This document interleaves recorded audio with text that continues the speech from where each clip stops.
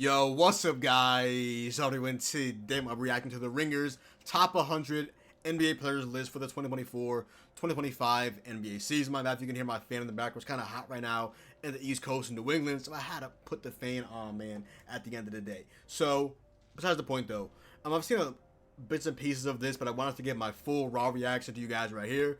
Other than that, though, enough yapping. Let's get straight into the video. So, starting off at number 100, you have Bradley Beal. Now, Bradley Beal isn't a bad player by humble opinion. He's just one injury prone and two overpaid. He wasn't inefficient last season. He came off the bench. He played multiple positions: point guard, shooting guard, point small forward. He's not a bad player. Jordan Poole bounced back last season. I have Jordan Poole hot take over Jalen Green. I'm not a big Jalen Green guy. He's just a lot of athleticism, just really, really inefficient. I like Jalen Duren. I feel like he bounced back this season defensively. Herb Jones, I feel like he barely played this, but he did play. He was a consistent enough three-point shooter. Toumani Camara, one of the better defenders in all of the National Basketball Association. Mr. Robinson, I was saying that he should have started over Josh Hart for the longest. I like Mitchell Robinson, top 100 player. Sure, why not? Dylan Brooks, okay, cool. Nikola Vucevic, not the biggest Vooch guy. He's good offensively. He's good offensively. He's good rebounding wise. He had a good season. I'll give him his credit. He bounced back in terms of shooting threes this season. Aaron Nesmith, one of the most underrated 3-and-D players in basketball. It's out to I'm recording this video literally right after the Pacers' insane comeback in Game 1 of the NBA Finals as they just won over the Thunder. Hallie game winner. SGA missed in the clutch, man. It is what it is. Paul George at 90. How the mighty have fallen. Peyton Pritchard, cool, 89. Boston's we have Curry at home is diabolical. But yeah, he's a sniper. Even though I feel like his game did tail off in the playoffs, but it is what it is at the end of the day. He was still phenomenal. 160 man of the year. Shout out to PP. Pause. Tari Eason, again, another really underrated elite level role player. Anthony Simons, okay, cool. He just was pretty inefficient last season. Devin Vassell, I feel like I expected more out of him last season. That's just my opinion. No, McCollum, I feel like he always under the radar. I don't think he was bad at the top of my head. Embiid, I don't care how bad Joel Embiid is. He's unequivocally a top 15, 20 player in the sport. He averaged like 33, 10, and 5 on like a block and a half a game, 1.2 steals, in over like 59% true shooting percentage. Like, I'm sorry. I don't care how bad his knees are. He's a top 20 player in the league. The Ringer. Christian Brown, good role player. I like Christian Brown. It's game DeAndre Hunter, 82. Okay, cool. Josh Giddey, cool. RJ Barrett. I feel like he was really good in the first half. I think he tailed off the second half of Josh Hart. I don't mind Josh Hart. I'm not the biggest Josh Hart fan. 79 though. I'm taking DeAndre Hunter over Josh Hart. I'm taking Christian Brown over. I'm obviously taking Embiid over him. I'm taking a lot of these guys over. I'm taking Tari Eason over Josh Hart. I'm taking Peyton Pritchard over Josh Hart. I'm taking Nesmith over Josh Hart. Yeah, Josh Hart's a little bit overrated on this list. The Ringer. I'll be honest with y'all. I'm gonna be honest with y'all. Lou Dort, 78, cool. Naz Reid, I feel like he tailed off in the playoffs, but he's gonna get paid a good amount this offseason. Still, nice stretch. Big. I want to see him improve in terms of his rebounding his defense, though. Other than that, he's a good player. Miles Turner at 76. I feel like he's been a wee bit disappointing in the playoffs, but other than that, shout out to Lego Man. Kevin Johnson, really, really like him. I don't know if I would call him an overall 3-and-D wing. I like to keep 3-and-D wings for elite defenders. I think he's an above average defender. I wouldn't say he's an elite defensive any defensive player though, but again, I didn't watch every single Nets game, but from what I did watch, I don't think he was elite. I think he was above average. I don't think he was elite though, but he's definitely a marksman. Nemar, shout out to him. He, like I said, he is a guy that epitomes the idea of a 16-game player. He's a playoff player, he's a quote-unquote playoff riser. He has people in them hell, his shot might not always be falling, but he did hit the clutch three, got into his back, boom, boom, boom, boom, boom, cash. Like, Nemhar, you gotta be, bro, in the clutch today as well. And he's obviously a defensive menace, a defensive pest. MPJ at 73. I'm not the biggest MPJ guy. He's a marksman and a good rebounder, but other than that, yeah. Ingram is just injury prone. I'm not mad at that. Kobe White at 71. He had multiple Eastern Conference players of the months this season, I should say. Shout out to him. Porzingis stock right now is down. Porzingis because of his quote-unquote illness, and he didn't perform that well in the playoffs. My stock right now is down on Porzingis with all due respect to him. Jrue Holiday at 69, nice. No. After Jrue Holiday last year, I feel like he took a step back defensively. 3-point shot fell off last season. No, I don't. I have Andrew Nemhard over him. I have um, I have multiple guys over him, to be quite frank. I'm sorry, Drew Holiday. I have Kobe White over Drew Holiday right now. I'm sorry. Zach LaVine at 68, cool. DeMar over Levine, I mean, tomato, tomato, potato, potato at the end of the day. Um, 3-level scorer against 2-level scorer. I mean, y'all choice at the end of the day. You get more playmaking DeMar DeRozan, though. So, again, not going to complain. Jaden McDaniels, I feel like he had a down season this season in terms of 3-point shooting, though, but he has moments in the playoffs, ups and downs, respectively. Good basketball player, though, for sure. Shout out to Jaden McDaniels. Like his game. Isaiah Hartenstein, he had that floater recently. He's been getting benched. He got benched today for Cason Wallace, who got gamed right in the mouth by Halliburton. And then he shot a floater today, and I was like, ew, that looks disgusting. That floater kind of fell off. I feel like he's getting less minutes. It feels like series by series, if not game by game. Ihart started off hot, and now he's just cooling off. 65, though. I have Caruso hot take over him, his own teammate. Fred VanVleet, he had a really, really great playoff series against the Warriors. He was very inefficient this season, though. He is a good defender and a above-average playmaker, though. So I don't mind that. I have Caruso over him, though. I do not have Jalen Suggs over Caruso, hot take. Suggs' 3-point shooting this season fell off, and he barely played this year. I saw him at more TCU games with Haley Van Lith, his fine shit girlfriend. You feel what I'm saying? Shout out to HVL. Sky Legend, cooking out there with Angel Reese. Not really the Sky ain't doing a damn thing this season, but I gotta show them some respect at all. You feel what I'm saying? Number 61, Denny Avdia. He had a really good season last season. Shout out to Denny Avdia. On the court, at least. I mean, y'all have your things with him off the court, with all due respect, depending on whatever it is that you believe in. You feel what I'm saying? But yeah. Mikal Bridges at 60. Mr. 5 first-round picks. I feel like he was up and down all season. He had a really good series, especially in the clutch against the Celtics in the ECF. So I don't hate Mikal. I just don't think he's worth 5 first-round picks. I think at points him and OG were going like tug of war over the third and fourth option behind Jalen Brunson and Cat. But it is what it is. Top 3 in DPOY, top 3 in MIP. Dyson Daniels, shout out to him.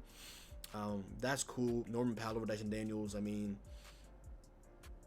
you have an elite defender and you have a really good scorer. I might take Dyson Daniels over Norman Powell. He started off so hot in the first half. He was about to be an all-star. People were like, why did LeBron not say he was not?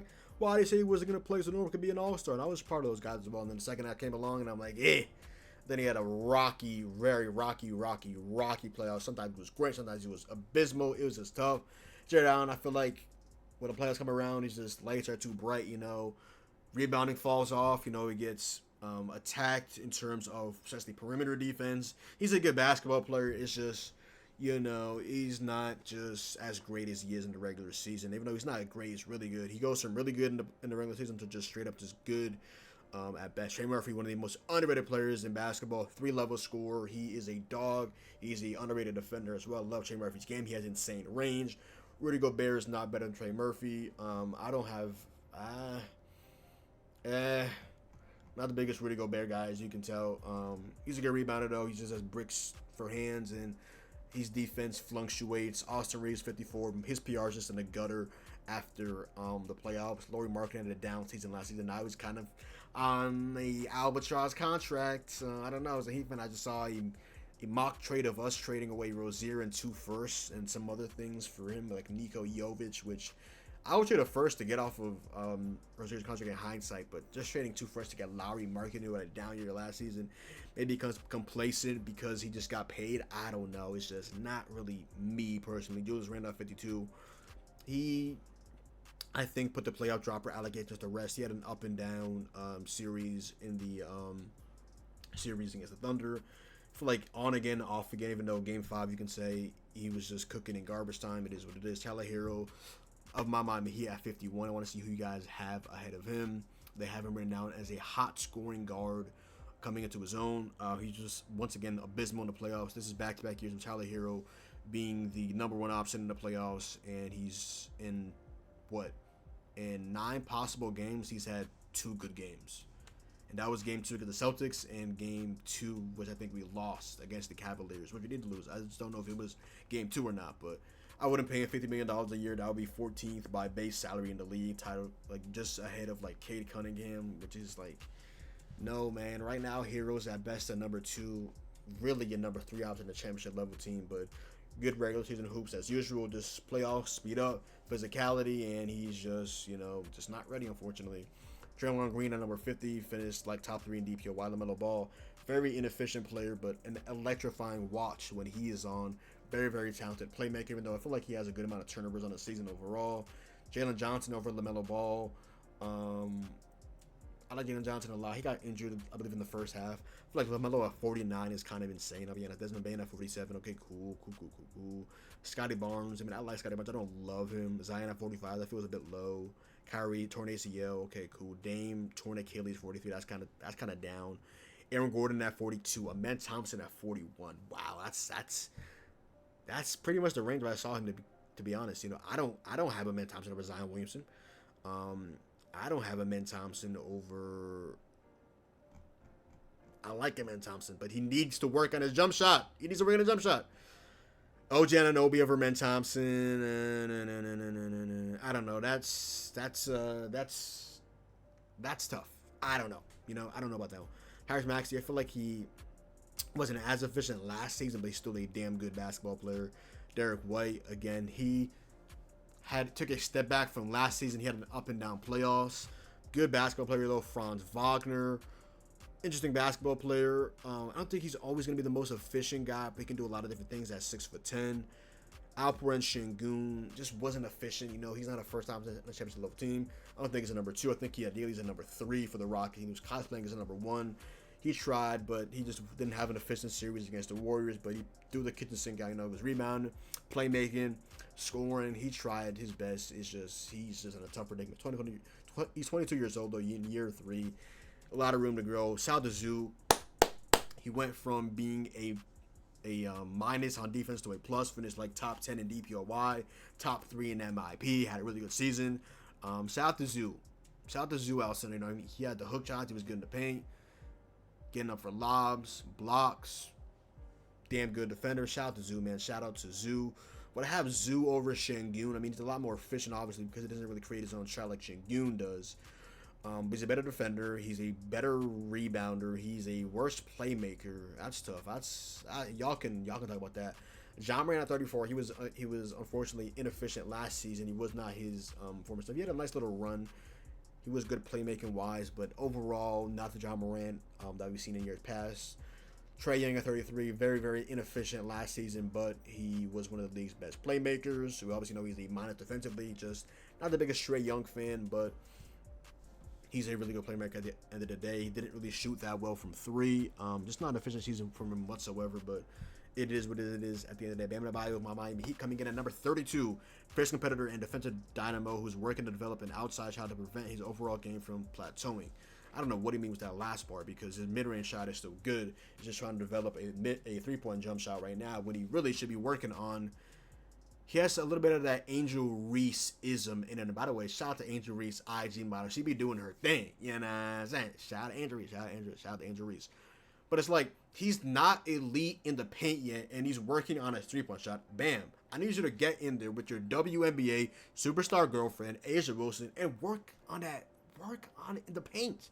He's a 6'10 power forward. 6'9", 6'10. Really depends. I need you to get in the paint, Bam Adebayo, and work on some post moves. The mid-range is his best shot right now, but work on some post moves in addition to working on your threes. He wasn't bad last year from 3. He was like maybe at worst like slightly below average, but work on your paint shots, brother, please. Sabonis at 31. Sabonis over Bam over last season. Okay, I can't. Bam wasn't efficient last season. He was awful on layups. Yeah, I'm not. No. Harden being a top 30 player. I mean, unfortunately, last season I have Zoo over Harden. The beta wall. Yeah. By the way, this is just for this. This is not projecting. This is just based on this season. Jamal Murray at 29, Garland at 28. He had a very, very efficient season. Jamal Murray, always under the radar season. I feel like he struggled early on and picked it up in the second half. Chet was injured for most of the season. Chet today as well against the Pacers, man. I just feel like I didn't see anything jump off the page from Chet, man. It's just like, Chet, brother, where are you, man? Number 2 overall pick. Where's the Chet game at, man? You know, I just always waiting for more for flat Stanley Chet. De'Aaron Fox at number 26. He was very inefficient last season. 3-point shot completely fell off since like the first half of like a couple years ago. I like De'Aaron Fox. He can get to the rim. He can get to the mid-range shot. I need him to continue to work on his 3-point shot. And he's Swipe It a Fox. You know, shout out to Swipe It on Swipe off of Dora Explorer. Shout out to Diego as well. Shout out to my dog. But it's like he has good hands defensively. He can get in passing lanes. You know, he's always up there for like top 10, 15, 20 for steals. Should be up there maybe for deflections. I don't know if it's out of my head though. Triple J, playoff merchant. Triple J, regular season merchant. Awful rebounder for his size. I feel like he was really efficient in the regular season. The playoffs came around, and unfortunately for him, nobody found Jimmy Butler, formerly of my Miami Heat, the NBA's toughest SOB, son of a bitch, on a mission to show why he's worth the hassle. 24 years old. I mean, he's still a damn good player. He had a injury to his pelvis or somewhere on his butt or something like that. A back injury somewhere on a back injury to maybe an addition to an injury on his butt as well. I'm not too sure, but still a damn good player. You want him to be as aggressive as possible, which is why watching him at some points is so infuriating. But players come around, you know, he had a really good amount of performances. He gets the free throw line. He's a Hall of Fame foul merchant. And he's still a damn good defender. He can always get down there for pick sixes, which are just getting a steal and taking it all the way to the cup. Like Jalen Williams did, as I posted on TikTok today. He got a steal on TJ McConnell and drove it all the way to the rim for the dunk.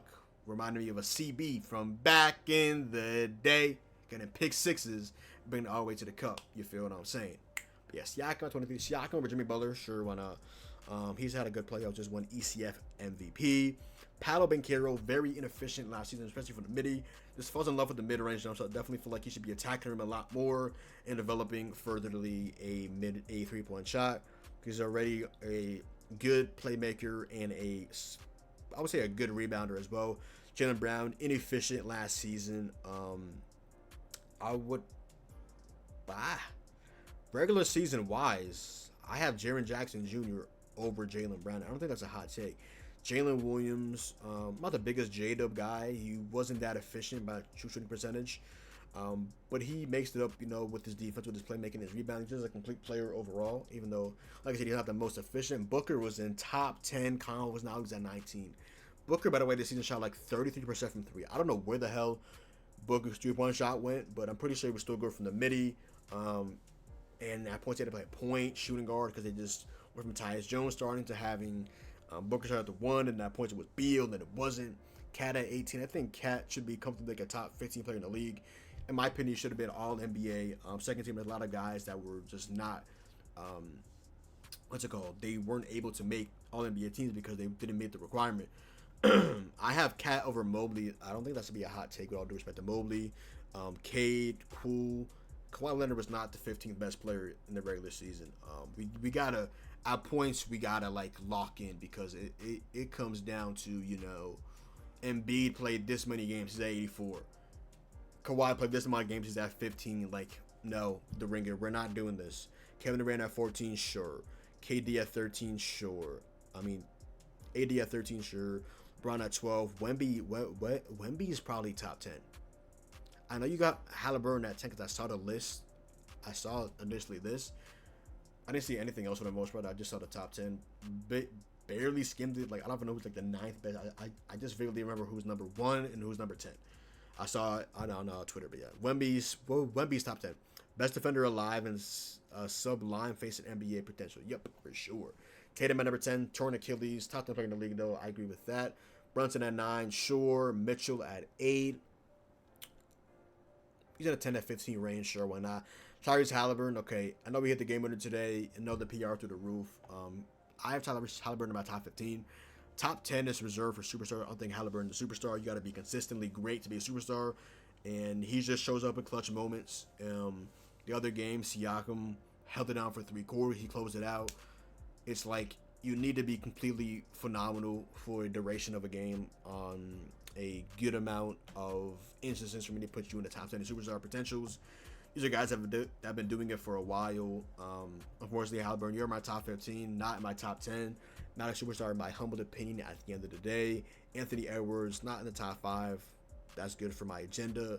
The gimmick of him being top 5 and then him doing what he did in that Thunder series just was abysmal. Stephen Curry at number 5, cool. Curry in the top 5 at age 37, that's impressive. Wardell, Stephen Curry. Luka at number 4, I'll take that. You know, Luka's a top 5 player on planet Earth. Number 3, Giannis Antetokounmpo. Okay, cool. He might have had like one of the greatest like third MVP finish in the history of the NBA off the top of my head. Like, he had a phenomenal season last season. Willed the Bucks to the 5th seed on a roster that really wasn't that good outside of himself and Damian Lillard, to be quite frank. Shout out to my dog AJ Green though and PD Bobby Portis, but let's be for real. In the number 2, SGA. Wow, the MVP can't even make it to number 1, but I don't disagree with this. If you have either one of these guys being the MVP, being the number 1 player in planet Earth, I would not have a rebuttal for the most part overall. Not anything outlandish, of course, or nothing really massive. Coming in number 1, the Ringer has Nikola Jokic of the Denver Nuggets. Let me read SGA's, and I'll read Jokic as well. Generational scorer who brings it on defense and may win MVP. I feel like they ever so slightly overrate SGA defensively. Like, he's not an elite defender. I think he's a average to above average defender. He can get the passing lanes, he can get steals, but he's not this like DPOY top 10. He's not even like a top 5 defender on the Thunder team. You know, he's not better than Caruso. He's not better than Chet or J-Dub or Cason Wallace or Jalen Williams. Like, can we stop with this gimmick? Now to Jokic, number 1 player. An unstoppable combination of size, skill, and IQ, now playing more and better than ever before. Yeah, Jokic, the Joker, he's him, you know. I feel like he had, at points, underwhelming moments against the Thunder. You know, he wasn't always the most efficient player on the team, but he tried to win the victory. Game 7, they got blown out, but it is what it is. That's a team that was just severely outmatched in terms of just sheer talent at the end of the day. But this is officially the Ringers, top 100 players in the NBA for the 2024-2025 season, a year-round, around-the-clock ranking of the players making the biggest impact on the league right now throughout the regular season and into the offseason. Bill Simmons, Ryan Russillo, Zach Lowe, Danny Chow, Rob Mahoney, Michael Pina, got my last name, shout out to bro, and Justin Verrier. We'll update this list based on recent results and new developments. Check back regularly for revised rankings, fresh analysis, new features, and more. So I guess they update these very recent. So I'm pretty sure when I first saw this list, Halliburton was at 10. Don't tell me off one game winner, Halliburton went from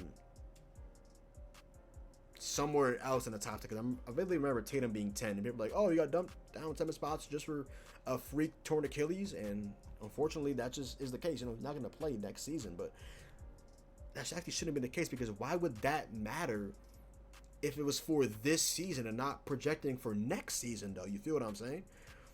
And there's another couple of guys that probably didn't make the list that probably should. Off the top of my head, I'm recording this video really late. It's about to be 12 a.m. here on the East Coast. I just finished watching that finals game, so I'm ready to pretty much fry right now.